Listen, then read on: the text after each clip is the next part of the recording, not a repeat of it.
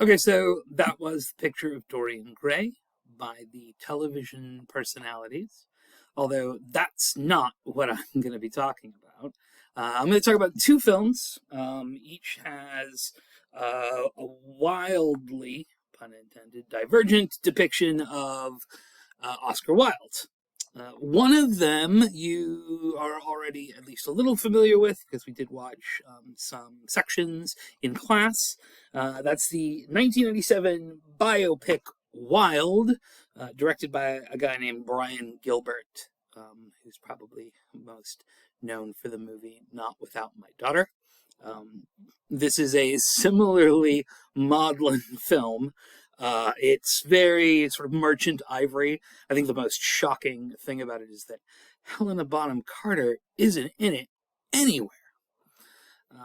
But jokes aside, it does try to capture some of the more quote unquote important moments of Wilde's life, kind of condensing things and running from his early success till just after imprisonment, kind of hitting bullet points and collapsing a lot of the drama into and around very specific scenes. The general perspective it takes is that Wilde is a sort of tragic victim of a bigoted society, and to almost no less extent. Now, the other movie you may not be as familiar with. It's a 1988 Ken Russell movie called Salome's Last Dance. Ken Russell is regarded as a pretty provocative sort of auteur filmmaker. He made a movie called The Devils that was like one of those big sort of censorship things at the time. A lot of people did not like the kinds of things he wanted to show in film. Uh, he's probably more known, I think, for I think he did Tommy or Quadrophenia. He definitely did a movie called Listomania, which was about the Franz Liszt, the composer pianist. He takes just a kind of like a vignette, this obviously completely fictional account of on Guy Fawkes night, on fireworks night, bonfire night, whatever it's called, Wilde and Bosie go to a brothel that they are regular frequenters of, and everybody there, the clientele and all the rent boys, etc., they all get together and do a staging of a play of Wilde's that was recently banned called Salome. So the movie result is called Salome's Last Dance. Okay, so the three basic points I really want to hit with these movies are sex, love, and religion. And they each get very different depictions, if you couldn't guess just from my sort of overviews of how these movies represent things in general. So Wilde has some very kind of cleaned up sex acts. I've got a clip here to give you an idea. There's like about three different sex acts, and they all kind of get staged the same way.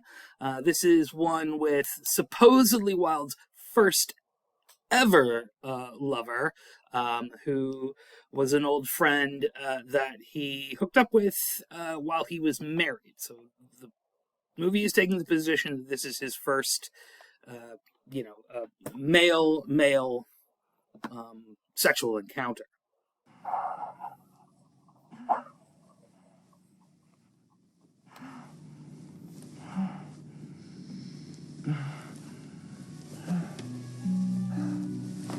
Because I want to stop it right there because I'm hoping that you noticed something about the way that the sexual act is staged. For starters, pretty much every single sex act in the movie is staged in the missionary position, which is like, I guess, whatever. But also, it's almost comical how much shorter, this is Michael Sheen, the actor over here, is than Stephen Fry, who's playing Oscar Wilde, making it seem as if, well, to put it bluntly, he's been humping his belly button. Um, So, outside of these three visual sex scenes that we see, there are a few other sort of, gestural references to sex acts. So one of them is Bosie saying something, who's played by Jude Law, by the way, saying something about Oscar Wilde only shutting up in bed and then making the, like, I don't know, I probably didn't do that right. Now, Ken Russell's film, on the other hand, absolutely embraces the sort of sexual image. It's all over his film. It's probably kind of obvious. The staging of Salome is done in a brothel. But what we get is we actually get some really powerful imagery. So I've selected this particular little scene. This is just a part of the staging of Salome, so it's not part of the meta plot of this being staged for Wilde, but we can still get a kind of an idea of what Russell's done when he constructed this set, this staging for himself to film. Anything. Even if it helps my kingdom. Do you swear it, Tetrarch? I swear it, Salome. My daughter, do not dance.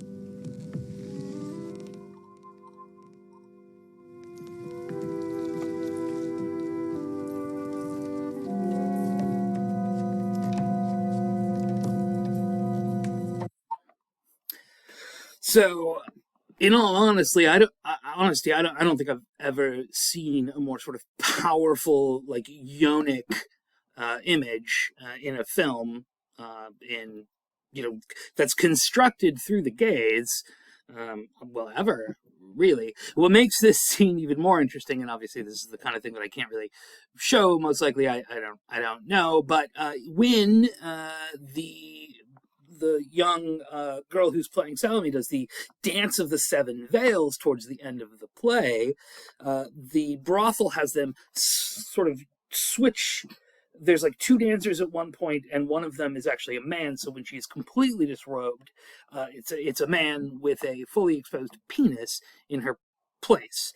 So just through the embrace of the sexuality, the human sexuality, we get some really potent, interesting imagery and ideas. So the other aspect of these depictions of Wilde is love.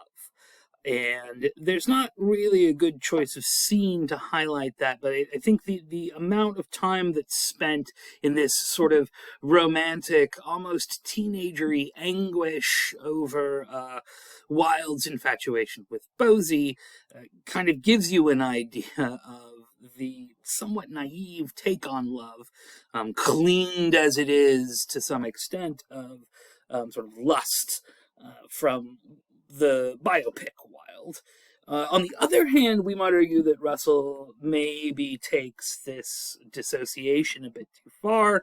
While the movie is incredibly rich with imagery, sexuality, and religious interrogation, as well as sort of meta narratives about who's watching who. We don't get any kind of heavy emotional sense of what Bosie and Wilde's relationship would have meant.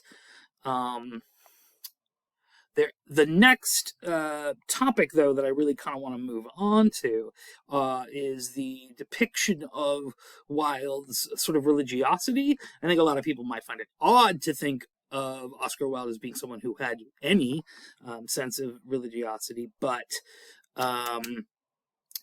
there's plenty to indicate that, if not so much maybe a believer, that Wilde may have at least been kind of like a spiritual person with a sort of, cultural fondness for certain religious practices. It comes up very briefly in Wilde in a discussion with both his father, and then really only gets highlighted in, to be perfectly honest, a kind of a cliche scenario. So I'll cut that. Giant hastened across the grass. Came near to the child, and when he came quite close, his face grew red with anger, and he said, "Who hath dared to wound thee?" For on the palms of the child's hands were the prints of 2 nails, and the prints of 2 nails were on his little feet.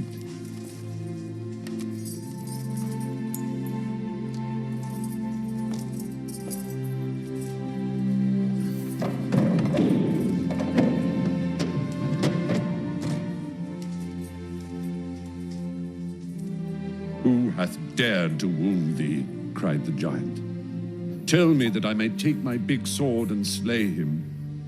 "Nay," answered the child, "but these are the wounds of love."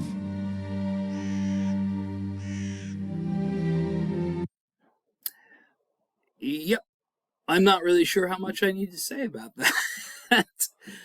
So, yeah, clearly what we have is a man in prison who is supposedly, at least visually, having some kind of rebirth experience. Now, in Ken Russell's film, almost all the imagery has some connection to an exploration of a religious theme, being based on Wilde's play Salome, which is about the princess, the stepdaughter of Herod, who wants John the Baptist's head. So, on the one hand, we have a film that seems to be scrubbed of sort of sex and religion, and basically anything that might be controversial, in favor of presenting Oscar Wilde's life as a kind of romance, a kind of tragic romance. And there's probably good reason to account for this just in the time.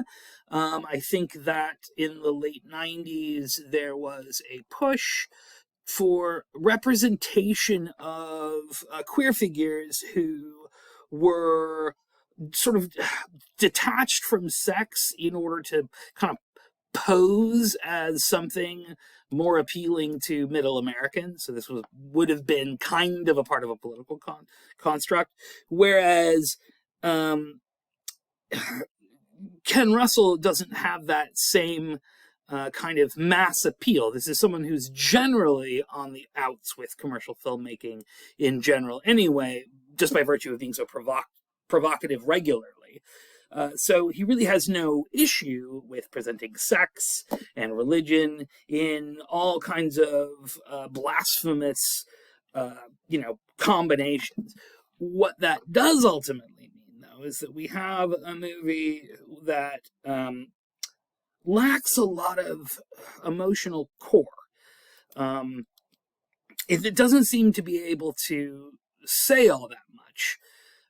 It can show us some interesting imagery and make us think about some interesting connections and relationships between sex and public figures and filmmaking and looking, but it has to do all this through so much formalism, through so much, so much mirror and staging and artificiality, that in the end we do have a sense that we haven't really gained anything. Although I will say of the two films, it's absolutely the one that I would watch again. Okay, I think that covers it.